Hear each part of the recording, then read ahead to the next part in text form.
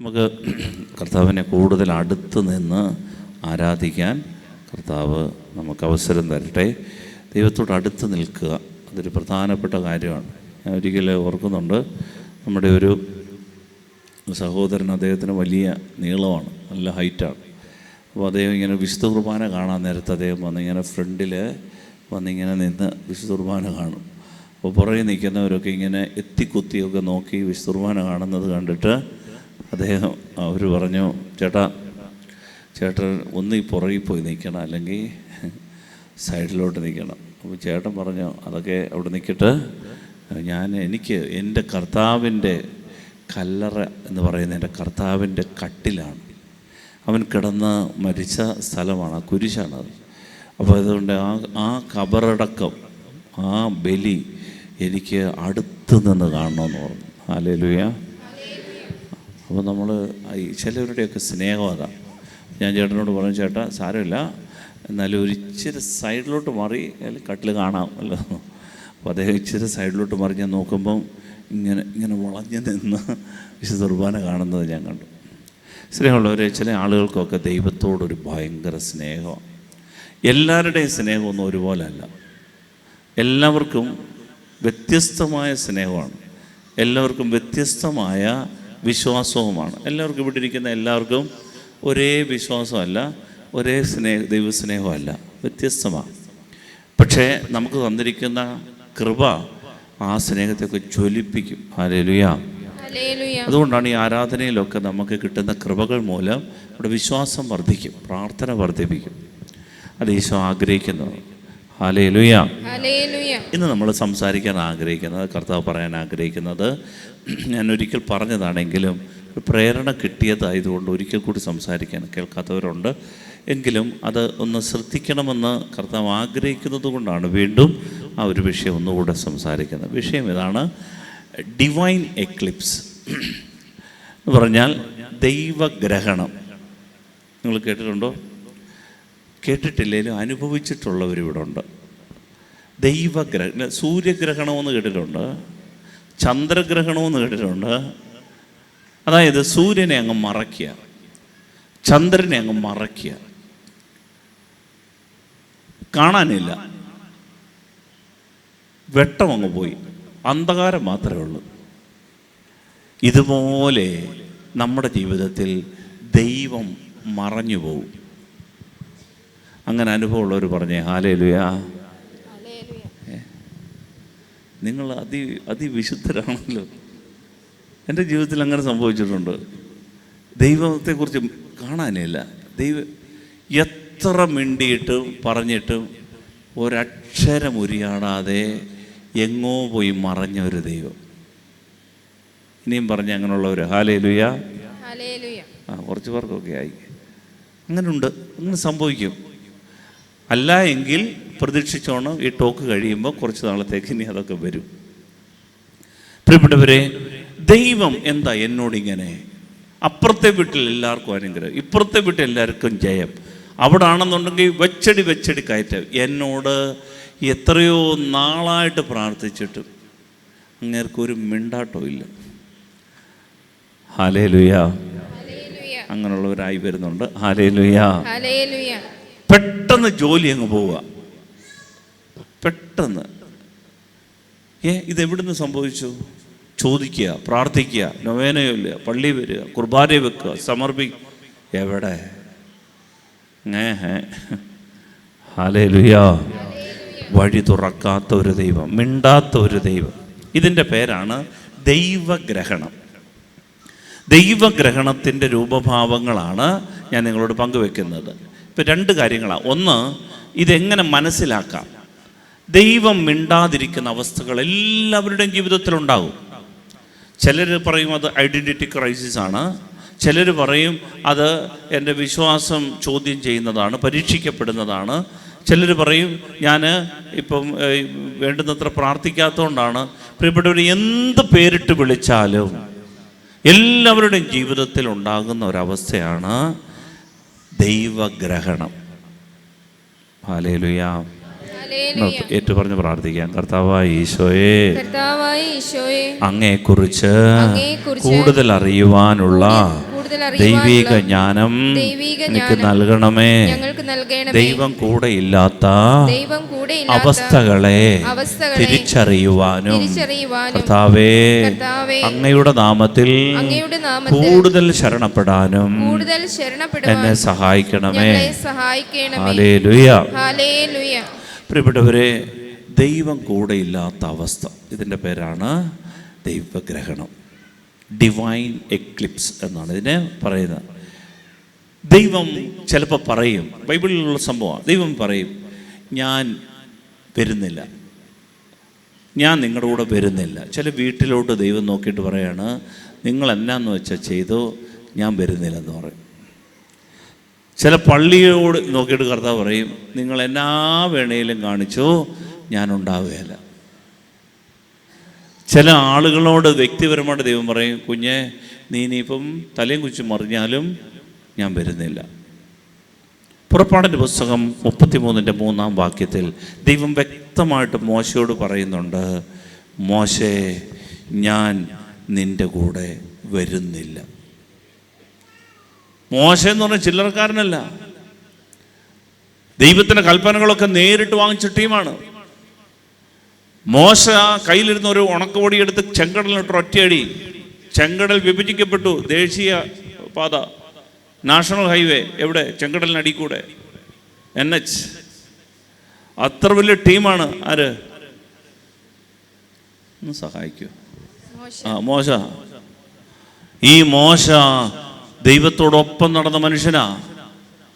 ഈ ദൈവത്തോടൊപ്പം നടന്ന മനുഷ്യൻ പറയാണ്, ദൈവം പറയാണ്, മോശേ, ഒന്ന് വായിക്കാമോ അത്? പുറപ്പാട് 33:3. തേനും പാലും ഒഴുകുന്ന നാട്ടിലേക്ക് പോകുവീൻ, ഞാൻ നിങ്ങളുടെ കൂടെ വരുന്നില്ല. തേനും പാലും ഒഴുകുന്ന നാട്ടിലോട്ട് പൊക്കോ, ഞാൻ നിങ്ങളുടെ കൂടെ വരുന്നില്ലെന്നോ. I'm not coming with you. പ്രിയപ്പെട്ടവരെ, ദൈവം നമ്മുടെ കൂടെ ഇല്ലാത്ത അവസ്ഥകളുണ്ടാവും. ദൈവം പറയും, മുഖത്ത് നോക്കി പറയും, ഞാൻ വരുന്നില്ല, നിങ്ങൾ എന്താന്ന് വെച്ചത് എങ്ങോട്ട് വേണമെങ്കിലും പൊക്കോളാൻ പറയും. ഇവിടെ പ്രിയപ്പെട്ടവരെ, അങ്ങനെ പോയി കഷായിച്ച് ജീവിക്കുന്ന ആളുകളുണ്ട്. ദൈവം വരുന്നില്ല, വരണ്ട, ഞാൻ ഒറ്റയ്ക്ക് നടന്നോളാമെന്ന് കരുതി നെഞ്ചു വിരിച്ചു പോയി അവസാനം തകർന്നു പോകുന്ന ആൾക്കാരുണ്ട്. പക്ഷെ മോശ ബുദ്ധിമാനായിരുന്നു. മോശ എന്താ പറഞ്ഞെന്നറിയാവോ? നീ വരുന്നില്ലെങ്കിൽ ഞങ്ങളും പോകുന്നില്ലെന്ന് പറഞ്ഞു. 15 വാക്യം ഒന്ന് വായിക്കാമോ? 33:15. മോശ പറഞ്ഞു, അങ്ങ് ഞങ്ങളോടുകൂടെ വരികയില്ലെങ്കിൽ ഞങ്ങളെ ഇവിടെ നിന്ന് പറഞ്ഞയക്കരുത്. കർത്താവേ, നീ ഞങ്ങളുടെ കൂടെ വരുന്നില്ലെങ്കിൽ ഞങ്ങൾ പോകുന്നില്ല, നീ വന്നാ ഞങ്ങൾ പോകും. എന്താണെന്നറിയാമോ? ജ്ഞാനം കിട്ടിയ ഒരു ദൈവ പൈതല. അടുത്ത വചനത്തിൽ പറയാണ്, അടുത്ത വചനം കൂടെ വായിക്കാമോ? കർത്താവേ, നീ ഞങ്ങളുടെ കൂടെ വരികയാണെങ്കിൽ എല്ലാ ജനതകളിൽ നിന്ന് വ്യത്യസ്തരായി ഞങ്ങൾ മാറും. ഭൂമുഖത്തുള്ള സകല ജനതകളെക്കാളും ശ്രേഷ്ഠമായൊരു ജനതയായി ഞങ്ങൾ മാറും, നീ ഞങ്ങളുടെ കൂടെ ഉണ്ടെങ്കിൽ. ദ പ്രസൻസ് ഓഫ് ഗോഡ്, ദൈവ സാന്നിധ്യം ഞങ്ങൾക്ക് നഷ്ടപ്പെടരുത്. അതുകൊണ്ട് ബൈബിളിലെ വിശുദ്ധരായിട്ടുള്ള മനുഷ്യരെല്ലാം പ്രാർത്ഥിച്ച ഒരു കാര്യം എന്താണെന്നറിയാമോ? പ്രിയപ്പെട്ടവരെ, പണവും പ്രതാപവും കീർത്തിയും പെരുമയും പ്രശസ്തി സ്ഥാനമാനവും ജോലിയും ട്രോഫിയും മെഡലും കിണ്ണവും ചരു ഓട്ടുവിളക്കും ഒന്നുമല്ല അവർ ചോദിച്ചത്, ദൈവമേ, നീ ഞങ്ങളുടെ കൂടെ ഇറങ്ങി നിൽക്കാവോ? നീ ഞങ്ങളുടെ കൂടെ ഒന്ന് ഇറങ്ങി നിൽക്കാവോ? The presence of God with us. പ്രിയപ്പെട്ടവരെ, ദൈവം നമ്മുടെ കൂടെ വന്നില്ലെങ്കിൽ ഇരുള് വീണു പോകും ജീവിതം എന്ന് ദൈവത്തിനറിയാം. അതുകൊണ്ടാണ് നമ്മൾ എത്ര കുറവുള്ളവരാണ്, പാപം ചെയ്താലും നമ്മൾ പിന്നെയും ദൈവം ക്ഷമിച്ചുകൊണ്ട്, കുഞ്ഞെ ഞാനിവിടെ വരാൻ കേട്ടോ, നീ മിണ്ടിയില്ലേലും ദൈവം മോനെ ഞാനിവിടെ വരാൻ കേട്ടോ. എന്നാൽ ചില സമയങ്ങളിൽ ഈ ദൈവം മാറി നിൽക്കുന്ന ചില അവസ്ഥകൾ ദൈവം തരും. എന്തിനാണെന്നറിയാവോ? നമ്മൾ അറിയണം ദൈവമില്ലാത്ത ചില അവസ്ഥകൾ നമ്മുടെ ജീവിതത്തിൻ്റെ ഏറ്റവും ഇരുള് വീണ, നിഴല് വീണ, അന്ധകാരം നിറഞ്ഞ ദിവസങ്ങളാകുമെന്ന് നമ്മൾ അറിയണം. അതിന് ദൈവം എന്ത് ചെയ്യുമെന്നറിയാമോ? എല്ലാം നമ്മളെ ഏൽപ്പിച്ചിട്ട് മാറി നിൽക്കും. ഇതാണ് ഡിവൈൻ എക്ലിപ്സ്. Hallelujah, hallelujah.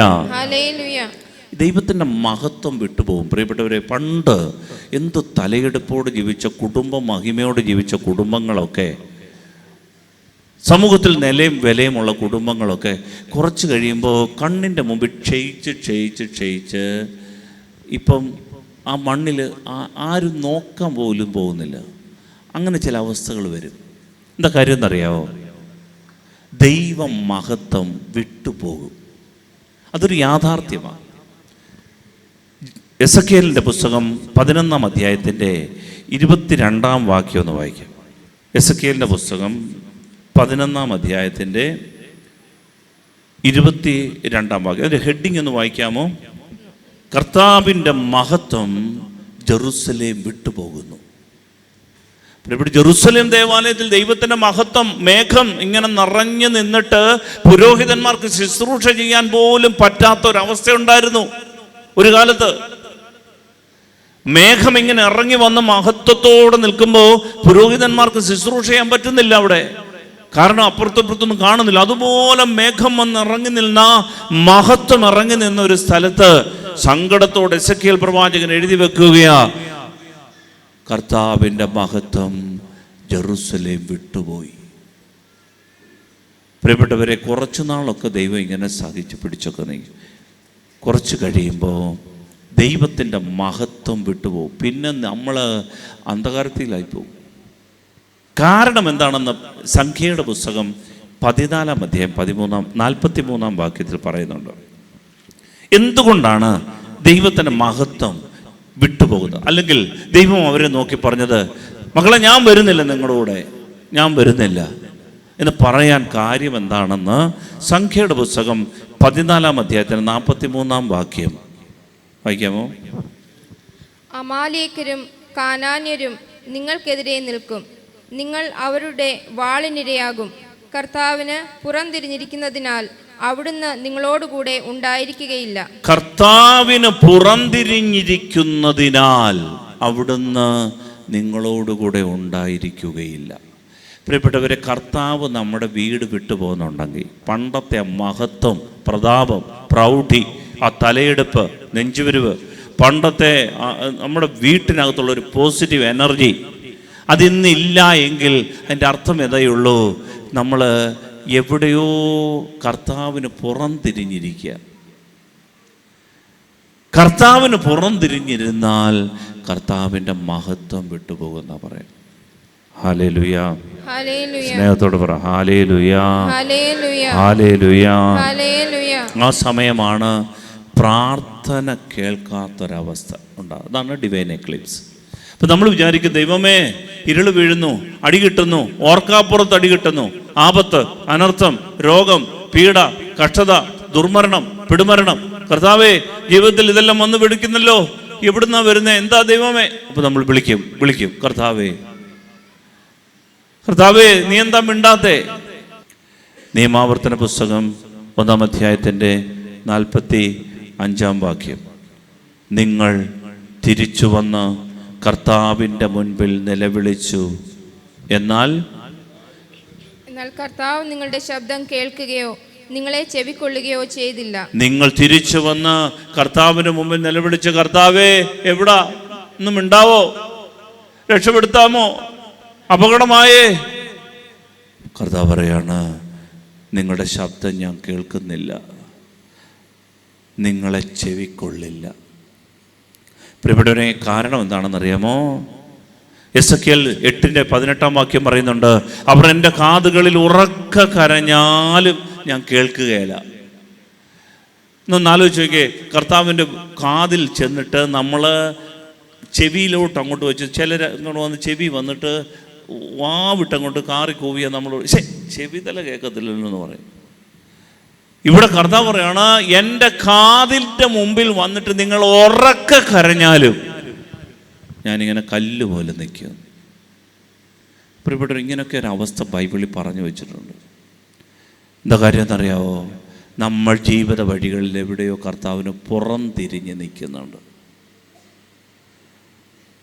കർത്താവിന് പുറം തിരിഞ്ഞ് നിൽക്കുക എന്ന് പറഞ്ഞാൽ കർത്താവ് പറയുന്നതല്ല, നമ്മൾ പറയുന്നത് കേട്ട് തന്നിഷ്ടം പോലൊരു വഴിയിലൂടെ നടക്കും, തോന്നിയ പോലെ നടക്കും. പ്രിയപ്പെട്ടവർ, അതുണ്ടാകാതിരിക്കാൻ വേണ്ടി ഡിവൈൻ എക്ലിപ്സ് ഉണ്ടായാലുണ്ടല്ലോ നമ്മൾ വരണ്ടു. നമുക്കത് ഇതുവരെ ദൈവം പൊതിഞ്ഞു പിടിക്കുക, ദൈവം ഇങ്ങനെ ചേർത്ത് പിടിക്കാൻ കയ്യിൽ നിന്ന് തറ വെച്ചിട്ടില്ല. അതുകൊണ്ടാണ് ഇത് തോന്നാത്തത്. കയ്യിൽ നിന്നൊക്കെ ഇങ്ങോട്ട് ഇറക്കി വെച്ചിട്ട് കൈ ഇങ്ങോട്ട് വലിച്ച് നോക്കിയുണ്ടല്ലോ, നമ്മൾ വരുണ്ടു. ഇപ്പം അങ്ങിങ്ങായിട്ട് ചെറിയ രോഗവും പീഡയും ജോലി പോകുന്ന കഷ്ടപ്പാടും കാശും ബന്ധക്കാരും സ്വന്തക്കാരുടെയൊക്കെ ചീത്ത അതൊക്കെ ഉള്ളൂ. ചെറിയ ചെറിയ പരിപാടികളേ ഉള്ളൂ. വേറൊരു വകുപ്പുണ്ട്. ഈ ഉടയ തമ്പുരാൻ ഈ കയ്യിൽ നമ്മളെ എടുത്തേണ്ട അങ്ങോട്ട് വെച്ചിട്ട് ഇങ്ങോട്ട് മാറി അങ്ങ് നിൽക്കും. അതൊരു വലിയൊരു ഭീതിജനകമായ അന്തരീക്ഷമാണ്. അത് ഉണ്ടാകാതിരിക്കാൻ നമ്മൾ ആദ്യമേ വിവേചിച്ചറിയണം. എങ്ങനെ വിവേചിക്കാം? ദൈവം മിണ്ടാതായാൽ നമ്മൾ എങ്ങനെ ഇത് സെൻസ് ചെയ്യും? അതിനെക്കുറിച്ചുള്ള ആത്മജ്ഞാനം ഉണ്ടാകണം. അത് 5 മിനിറ്റ് പറയും. തുടർന്ന് 5 മിനിറ്റ് നമ്മൾ എങ്ങനെ ഇതിനെ ഓവർകം ചെയ്യും. ഇതിനെ എങ്ങനെ സെൻസ് ചെയ്യും? ഏത്? Divine Eclipse. ദൈവം മിണ്ടാത്ത അവസ്ഥ വരുന്നു, ദൈവം എൻ്റെ ജീവിതത്തിൽ നിന്ന് അഴിമാറി നിൽക്കുന്നു, ദൈവം മിണ്ടാതാകുന്നു എന്ന് എങ്ങനെ മനസ്സിലാവും? അതിന് 1-2 വഴികളുണ്ട്. അതൊന്ന് സെൻസ് ചെയ്യണം. 2, പരിഹാരം എന്താ? 1, ദൈവം മിണ്ടാതായാൽ നമ്മുടെ ആത്മാവിന് ഒരു വലിയ പീഡ അനുഭവിക്കേണ്ടി വരും. പ്രിയപ്പെട്ടവരെ, നിങ്ങൾ ഈ ആലയത്തിൽ വന്നാൽ നിങ്ങൾക്ക് മനസ്സിലാക്കി തരുന്ന വന്യ റമ്പാച്ചനിലൂടെ മനസ്സിലാക്കിയിട്ടുള്ള ഒരു പ്രധാനപ്പെട്ട കാര്യമെന്ന് പറയുന്നത്, ആത്മമണ്ഡലത്തിൽ നമ്മൾ എങ്ങനെ കയറി വരാൻ പറ്റും. അതായത് മനുഷ്യന് 3 ഘടകങ്ങളാണ്, 3 മണ്ഡലങ്ങളാണ്. 1 ശരീരമണ്ഡലം, ഫിസിക്കൽ ബോഡി. 2 ദേഹിയുടെ മണ്ഡലം അഥവാ പ്രാണൻ, ജീവൻ, ലൈഫ്. 3 ആത്മാവ്, സ്പിരിറ്റ്. ഗ്രീക്ക് ഫിലോസഫി നമ്മളെ പഠിപ്പിക്കും, ഹൈന്ദവ ഫിലോസഫി നമ്മളെ പഠിപ്പിക്കും, മനുഷ്യൻ 2 കാര്യങ്ങളേ ഉള്ളൂ. 1 ശരീരം, 2 ആത്മാവ്.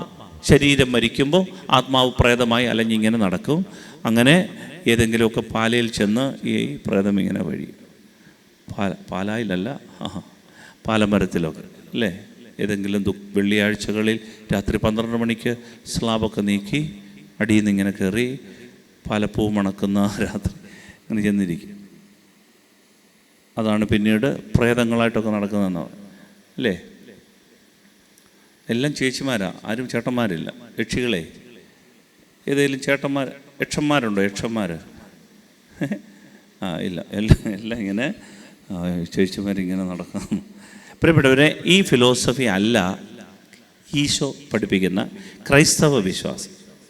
ക്രൈസ്തവ വിശ്വാസത്തിൽ നമുക്ക് ശരീരവും ദേഹിയും പിന്നീട് ആത്മാവുമുണ്ട്.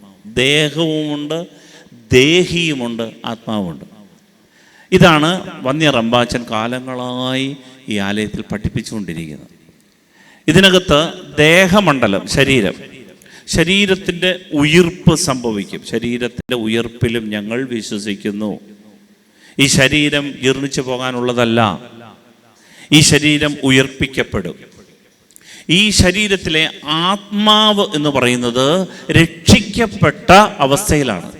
യേശുക്രിസ്തുവിൻ്റെ കുരിശുമരണത്തോടുകൂടി ഈ ആത്മാവ് യേശുക്രിസ്തുവിലായി തീർന്നു. അവൻ നമ്മളെ രക്ഷിച്ചു. എന്നാൽ ഈ ദേഹിയുടെ മണ്ഡലമുണ്ട്, ഈ പ്രാണന്റെ മണ്ഡലമുണ്ട്. ഈ പ്രാണന്റെ മണ്ഡലം, പ്രിയപ്പെട്ടവരെ, ഇത് മോചിക്കപ്പെടണം. ഓരോ ദിവസവും ഈ പ്രാണന്റെ മണ്ഡലം പാതാളത്തിൽ പോകാൻ സാധ്യതയുണ്ട്. ഓരോ ദിവസവും കാരാഗൃഹത്തിൽ പോകാൻ സാധ്യതയുണ്ട്. അതുകൊണ്ടാണ് ഓരോ ദിവസവും ആരാധന വേണം, പ്രാർത്ഥന വേണം. ഒരു ദിവസം പോലും മുടങ്ങാതെ ദൈവത്തെ സ്തുതിക്കണം, ദൈവത്തോട് അടുത്ത് നിൽക്കണം. കാരണം എന്തെന്നറിയാമോ? നിരന്തരം ഈ പ്രാണൻ ഓരോ ദിവസവും ഉയർത്തപ്പെടുന്നില്ലെങ്കിൽ, ദൈവത്തെങ്കിലേക്ക് ഉയർത്തപ്പെടുന്നില്ലെങ്കിൽ നമുക്കൊരിക്കലും ഈ ശരീരത്തിൻ്റെ വീണ്ടെടുപ്പുണ്ടാവില്ല. അതുകൊണ്ടാണ് ഈ പ്രാണന്റെ മണ്ഡലം, ദേഹിയുടെ മണ്ഡലം അഥവാ ഈ ജീവന്റെ മണ്ഡലം, ഈ ഡിവൈൻ എനർജി, ഇതൊരു എനർജിയാണ്, ഇതൊരു പവറാണ്. ഈ പവർ നമ്മൾ മൊബിലൈസ് ചെയ്യണമെങ്കിൽ നമുക്ക് വചനം വേണം, കൂദാശ വേണം, ആരാധന വേണം, പ്രാർത്ഥന വേണം. പക്ഷേ ഈ പ്രാണന്റെ മണ്ഡലത്തിൽ ദൈവം മറഞ്ഞു പോകുന്ന ഒരവസ്ഥയുണ്ട്. അതാണ് ഡിവൈൻ എക്ലിപ്സ്. പ്രാണൻ പാതാളത്തിൽ പോയി.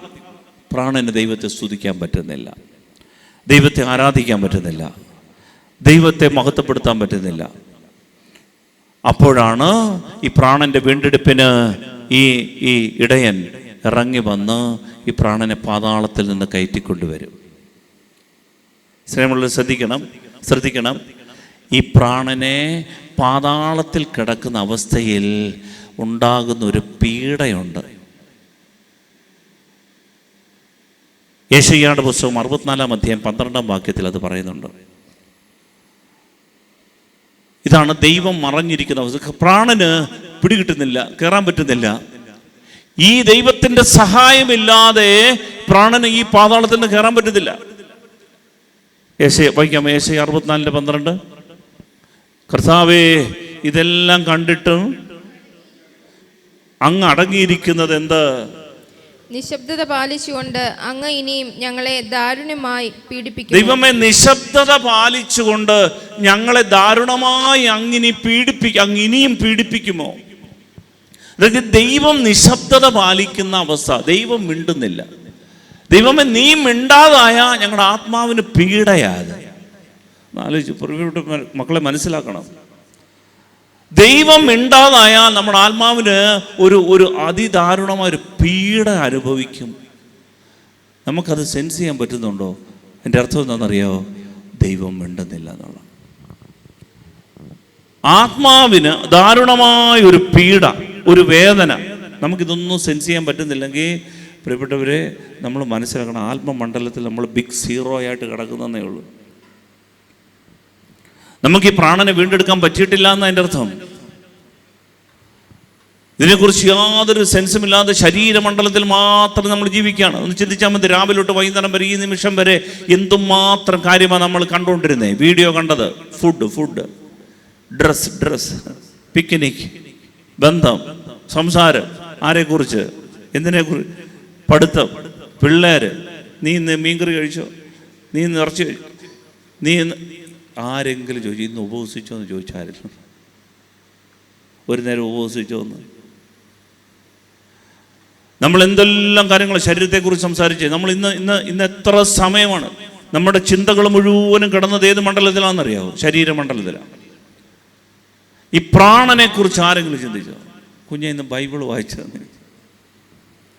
കുഞ്ഞെ, നീ ഇന്നൊരു കൊന്ത ചൊല്ലിയോ? സ്നേഹമുള്ളവരെ, ഇത് പ്രാണനെക്കുറിച്ച് നമുക്കൊരു തിരിച്ചറിവുണ്ടാകാൻ വേണ്ടി ഈ ദേഹിയുടെ മണ്ഡലം ഉണ്ടല്ലോ, ഇത് ഉയർത്തപ്പെടണം. ഇല്ലെങ്കിൽ ആത്മാവിന് പീഡ, ആത്മാവിൻ്റെ പീഡ. ദൈവം മിണ്ടാതായാൽ ആത്മമണ്ഡലം പീഡ അനുഭവിക്കാം. ഒന്നാമത്തെ ലക്ഷ്യം. 2, നമുക്കൊരു കനത്ത ഏകാന്തത അനുഭവപ്പെടും. നമ്മൾ വിചാരിക്കും, എന്നെ ആർക്കും വേണ്ട, എന്നെ എല്ലാവരും അവഗണിച്ച്, എൻ്റെ സ്വന്തക്കാരും ബന്ധുക്കാരും എല്ലാവരും അടുത്തുണ്ട്, ആളുകളെയും ബന്ധുക്കളെയൊക്കെ മുട്ടിയിട്ട് നടക്കുകയും വേണ്ട. പക്ഷെ എന്നിട്ടും ഉള്ളിൻ്റെ ഉള്ളിൽ ഒരു ലോൺലിനെസ്. മനസ്സിലായിക്കോണം പ്രിയപ്പെട്ടവരെ, ദൈവം കൈവിട്ടു.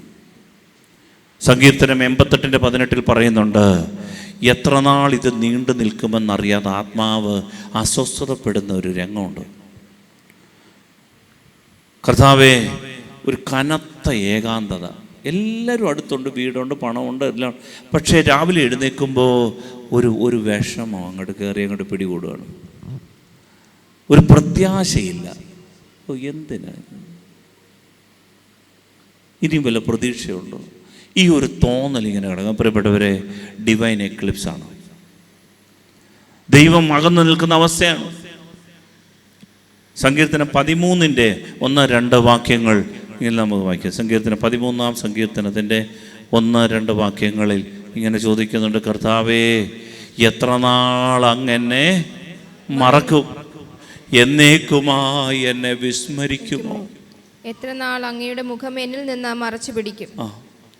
കർത്താവേ, എത്ര നാൾ നീ എന്നെ മറക്കും? പ്രിയപ്പെട്ടവരെ, ഇങ്ങനെയൊക്കെ ഒരു അവസ്ഥ ഉണ്ടെങ്കിൽ ചോദിക്കണം കർത്താവിനോട്, എൻ്റെ കർത്താവേ, നീ എത്ര നാൾ എന്നെ മറക്കും? എത്ര നാൾ നീ എന്നോട് മിണ്ടാതിരിക്കും? സങ്കീർത്തകൻ ചോദിക്കുകയാണ് വേദനയോട്. ഈ ഒരു ആത്മാവിൻ്റെ വേദന ഉണ്ടാകും, ഒരു കനത്ത ഏകാന്തതയിൽ നിന്ന് ഒരു പ്രാർത്ഥന. പ്രിയപ്പെട്ടവരെ, ഇത് മക്കൾ അവഗണിക്കുന്നതുകൊണ്ടല്ലെന്നേ, ജീവിതസഖി മിണ്ടാതായോണ്ടല്ല, പൈസ തീർന്നുകൊണ്ടല്ല. ഇത് ഉള്ളിൻ്റെ ഉള്ളിൽ ദൈവം സെൻസ് ചെയ്യാനൊരു കൃപ തന്ന ഭാഗ്യമാണ്. ഈ ഏകാന്തത, കനത്ത ഏകാന്തതയുടെ കാരണം എൻ്റെ ദൈവം എന്നിൽ നിന്ന് മാറി നിൽക്കുന്നതാ. നമ്മൾ ആളുകളെ പഴി പറഞ്ഞുകൊണ്ട്, പിള്ളേരെ കുറ്റം പറഞ്ഞുകൊണ്ടൊന്നും കാര്യമില്ല. നമുക്ക് ഈ പ്രത്യാശ നഷ്ടപ്പെടുന്നുണ്ടെങ്കിൽ എൻ്റെ അർത്ഥം ദൈവം അകന്നു തുടങ്ങി. ഹല്ലേലൂയാ, സ്നേഹത്തോടെ ഹല്ലേലൂയാ. മൂന്നാമത്തെ കാര്യം എന്നറിയാമോ? ദൈവം ഈ ആത്മാവ് മരണം ആഗ്രഹിക്കും. ഒരിക്കലെങ്കിലും പ്രാർത്ഥനയിൽ പറയും, കർത്താവേ അങ്ങ് എടുത്തേക്കാവോ, എന്തിനാ വെറുതെ ഇങ്ങനെ പറഞ്ഞു.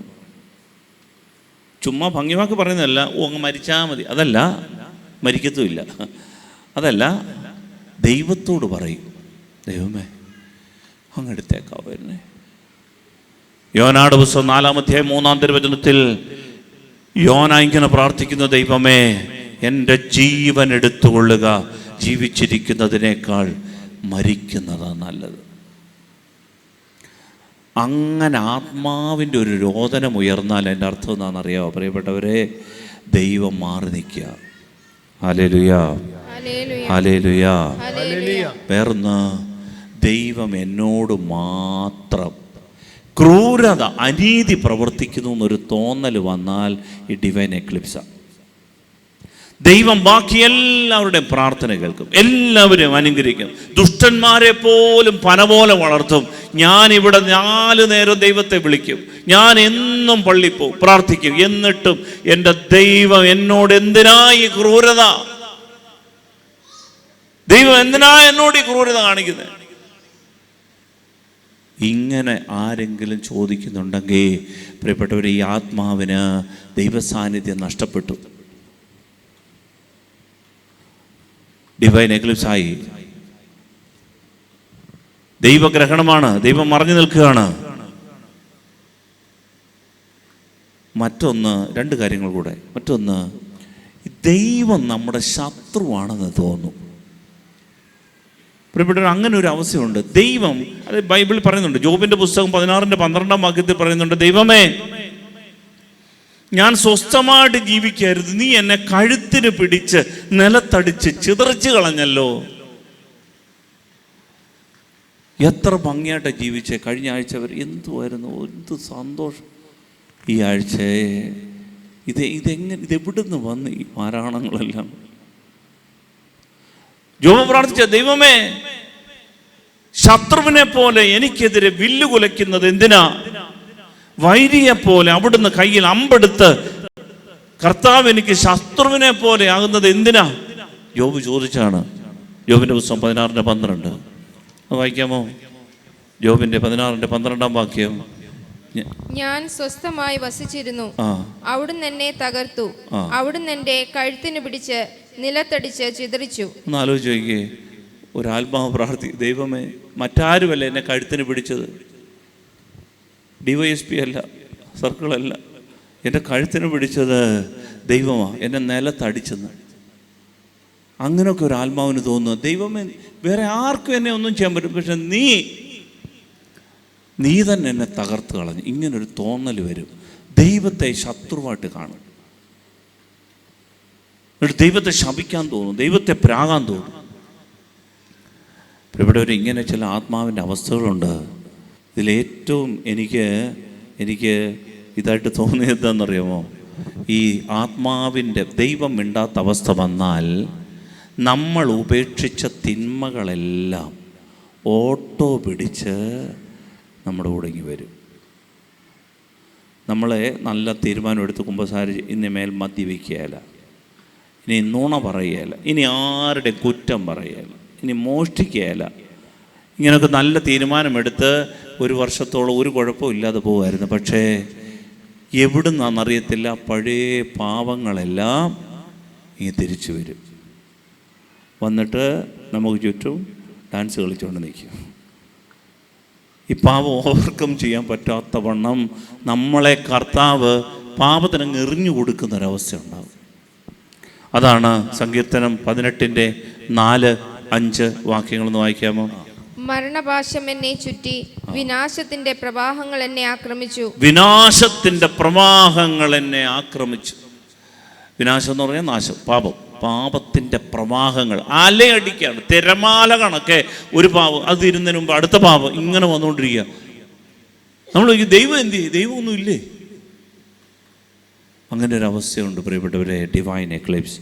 അങ്ങനെ നമ്മൾ അവസാനം ചിലരൊക്കെ കാണുന്നത് സാത്താൻ രൂപം ധരിച്ച് എത്തുന്നതായിട്ടൊക്കെ കാണും.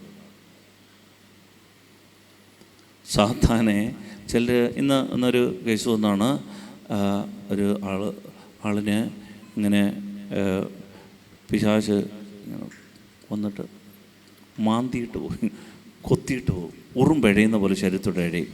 കുറേ നാളുകൊണ്ട് ഇങ്ങനെ പ്രാർത്ഥിക്കുകയാണ്, ഇത് ഇങ്ങനെ ഈ വന്നിട്ട് കൊത്തിയിട്ട് പോകും, ഉറക്കമില്ല, ശരീരത്തിൽ സെൻസ് ചെയ്യുക. ഈ നെഗറ്റീവ് എനർജിയുടെ സാന്നിധ്യം ഇങ്ങനെ ശരീരത്തിൽ ഒക്കെ ഇങ്ങനെ സെൻസ് ചെയ്യാൻ തുടങ്ങുന്ന ചില സമയമുണ്ട്.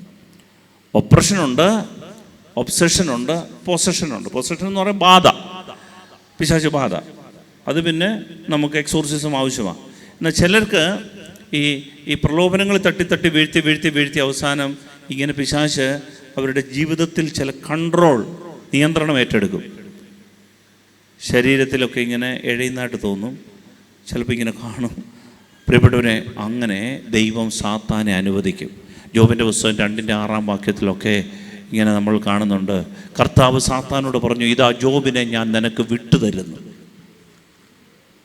സാത്താനോട് പറഞ്ഞു, ജോബിനെ ഇതാ ഞാൻ നിനക്ക് വിട്ടുതരുന്നു. പിന്നെ പിശാചിൻ്റെ കയ്യിലോട്ട് കെട്ടി. അങ്ങനെ അവസ്ഥ വരും, പിന്നെ ദൈവമില്ല. പ്രിയപ്പെട്ടവരെ, ഇതാണ് ഈ ഡിവൈൻ എക്ലിപ്സ്. അങ്ങനെയെങ്കിൽ ഒറ്റ വഴിയേ ഉള്ളൂ പരിഹാരം. അതാണ് നമ്മൾ ആരാധിക്കാൻ പോകുന്നത്. ജീവൻ്റെ നാഥനും രക്ഷകനുമായവൻ ഒരുവൻ മാത്രമേ ഉള്ളൂ. ഹല്ലേലൂയ. കർത്താവായ യേശു ക്രിസ്തുവിൽ വിശ്വസിക്കുക, നീ നിന്റെ കുടുംബവും രക്ഷ പ്രാപിക്കും. ആകാശത്തിന് കീഴെ ഭൂമിക്ക് മീതെ ഒരു നാമവും രക്ഷയ്ക്കായിട്ടില്ല, യേശു എന്ന നാമം അല്ലാതെ. ഇത് വിശ്വസിച്ചുകൊണ്ട് പ്രിയപ്പെട്ടവരെ, ഈ ഡിവൈൻ എക്ലിപ്സിനെ അതിജീവിക്കണം. കാരണം ദൈവത്തിൻ്റെ പ്രത്യക്ഷപ്പെട്ട രൂപമാണ് ഈശോ. ഹല്ലേലൂയ. ദൈവത്തിൻ്റെ എത്ര മറഞ്ഞിരുന്നാലും അവൻ്റെ പ്രത്യക്ഷപ്പെട്ട രൂപമാണ് ഈശോ. അങ്ങനെയെങ്കിൽ യേശു ക്രിസ്തുവിനെ നമ്മൾ വിശ്വസിച്ച് ആരാധിച്ചാൽ ദൈവത്തിൻ്റെ സാന്നിധ്യം ഇറങ്ങാതിരിക്കില്ല. Hallelujah, hallelujah. അതുകൊണ്ടാണ് ഈ ആരാധന. മറഞ്ഞുപോയ ദൈവ സാന്നിധ്യം തിരികെ പ്രിയപ്പെട്ട ദൈവം മഹത്വം ഇറങ്ങിയാലുണ്ടല്ലോ, നമ്മൾ ഈ ജനതകളിൽ ഏറ്റവും ശ്രേഷ്ഠമായൊരു ജനതയായി മാറും. നമ്മുടെ കുടുംബം, തലമുറ, കുഞ്ഞുങ്ങൾ ശ്രേഷ്ഠമായി മാറുന്നത് ഈ പ്രസൻസ് ഓഫ് ഗോഡാണ്, ദൈവ സാന്നിധ്യം. ഈ സാന്നിധ്യം കൂടെ കൊണ്ട് നടക്കാൻ വിളിക്കപ്പെട്ടവരാ ക്രിസ്ത്യാനി. ഇമ്മാനുവേൽ, ദൈവം നമ്മുടെ കൂടെ, ദൈവം നമ്മുടെ കൂടെ, ക്രിസ്തു നമ്മുടെ ഉള്ളിലുണ്ട്. നിങ്ങളുടെ ഉള്ളിലുള്ളവൻ ലോകത്തിലുള്ളവനേക്കാൾ വലിയവനാ. ഈ സാന്നിധ്യം അനുഭവിക്കാനുള്ള വേദിയാണ് പ്രിയപ്പെട്ട ആരാധന. അതുകൊണ്ട് ലൈറ്റെല്ലാം അണയ്ക്കും, കണ്ണും പൂട്ടി നമ്മൾ ഈ സാന്നിധ്യം ഇറങ്ങി നമ്മുടെ ശരീരത്തെ സെൻസ് ചെയ്യണം. നമ്മുടെ മനസ്സിലത് സെൻസ് ചെയ്യുന്നത് വരെ നമ്മൾ പ്രാർത്ഥിക്കണം, ആരാധിക്കണം. മനസ്സ് തുറന്ന്, ഹൃദയം തുറന്ന്, കർത്താവേ, വി നീഡ് യുവർ പ്രസൻസ്. അതല്ലാതെ വേറൊരു മാർഗമില്ല. ഈ ഡിവൈൻ എക്ലിപ്സിനെ, ഈ മിണ്ടാത്ത അവസ്ഥകളെ, ഈ അന്ധകാരത്തിൻ്റെ അവസ്ഥകളെ എത്ര പ്രാർത്ഥിച്ചിട്ടും മിണ്ടാതെ ദൈവം നടക്കുന്നെങ്കിൽ, എത്ര ചോദിച്ചിട്ടും ദൈവമേ ഒരു വെളിച്ചം കിട്ടാതെ അലയുന്നുണ്ടെങ്കിൽ, അതിനുള്ള ഏക പരിഹാരം ദൈവത്തിൻ്റെ സാന്നിധ്യം വിളിച്ചിറക്കുക. നമുക്ക് എഴുന്നേറ്റ് നിൽക്കാം.